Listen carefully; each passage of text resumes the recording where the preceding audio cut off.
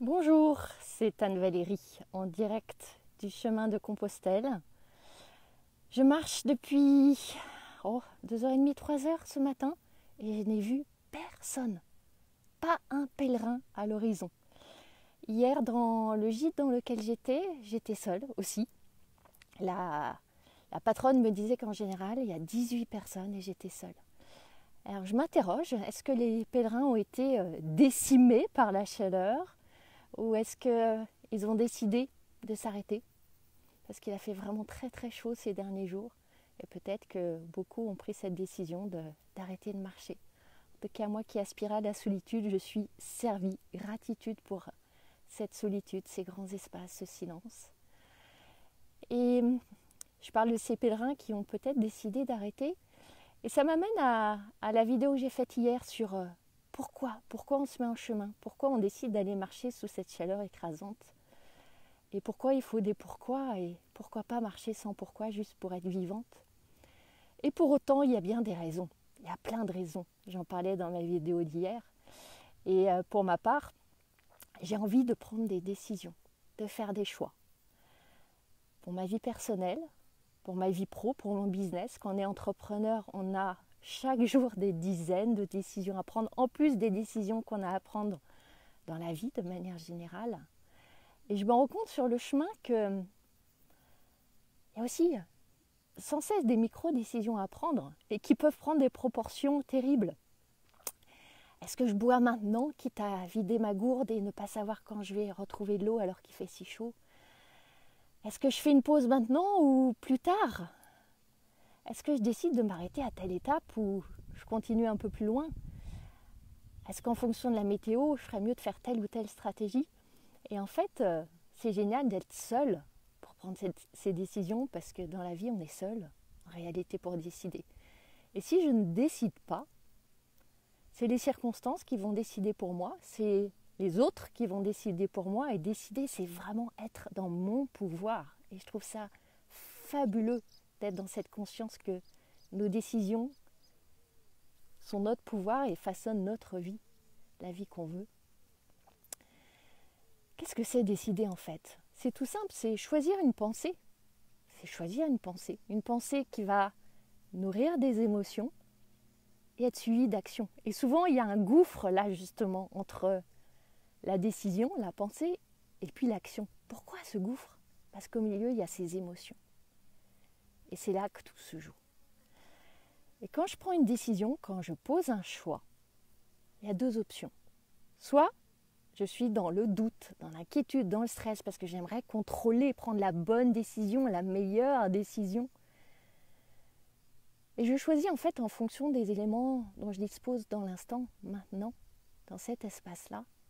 Je ne sais pas si c'est la bonne ou la mauvaise décision, parce qu'il n'y a pas de bonne ou de mauvaise décision.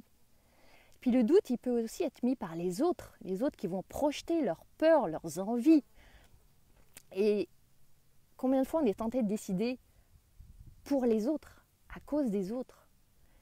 Et là, c'est génial, dans la solitude du chemin, je prends mes décisions pour moi. Quel entraînement, quelle pratique. Et je parlais de ce gouffre entre la décision et l'action, ce gouffre dans lequel on plonge dans les émotions. Les émotions souvent du doute, de l'inquiétude, du stress, de l'anxiété. Est-ce que je ferais mieux de décider ci ou ça? Et qu'est-ce qui va se passer? Et si je me trompais? Et si c'était un échec? Et il y a une autre option. Nourrir des émotions d'amour, de joie, d'enthousiasme pour cette décision. Et tout est là en fait. Mettre de l'amour dans cette décision, quelle qu'elle soit, l'aimer. C'est ça le travail. Aimer la décision, y mettre tout notre amour, s'y engager pleinement, comme on s'engagerait dans une relation avec une personne dont on est tombé amoureuse. Aimer cette décision à corps, à cœur, âme, tout entièrement plongé dedans et voir. Et après, ce qui est génial, c'est qu'on peut à nouveau choisir si on veut encore aimer la décision ou si elle n'a pas amené le résultat qu'on attendait. Parce que quand on décide quelque chose, on attend un résultat. Et si la décision ne mène pas au résultat qu'on attendait, soit on peut changer d'avis changer notre désir de résultat, ou prendre une autre décision. Rien d'autre que ça, et aimer cette nouvelle décision. Et aimer tout ce qu'on a appris en chemin grâce à la première. Toutes ces leçons, tous ces apprentissages qu'on n'aurait jamais eu si on n'avait pas eu le courage de prendre cette première décision, de faire ce premier pas. Donc c'est juste ça. Choisir d'aimer plutôt que de douter, comme dans toute relation. Il en va comme ça des décisions. Et pour ma part, au-delà de mes décisions sur quand je vais boire, quand je vais m'arrêter, où je vais m'arrêter, est-ce que je vais m'arrêter dans cette boulangerie, même si le sandwich a l'air dégoûtant, parce que peut-être j'en trouverai pas une autre avant 20 km. Au-delà de ces décisions, petites, microscopiques, j'ai envie d'en prendre des plus grandes pour ma vie personnelle, pour mon business, parce que c'est une rentrée extraordinaire que je prépare, qui me met en joie et qui nécessite que je fasse des choix aussi, que je lâche des choses, que j'en embrasse d'autres, avec amour. Alors qu'est-ce que vous décidez, vous, aujourd'hui? Et comment est-ce que vous pouvez insuffler, infuser de l'amour dans vos décisions? Je vous laisse avec cette question. Je reprends le chemin. J'ai encore, je ne sais pas,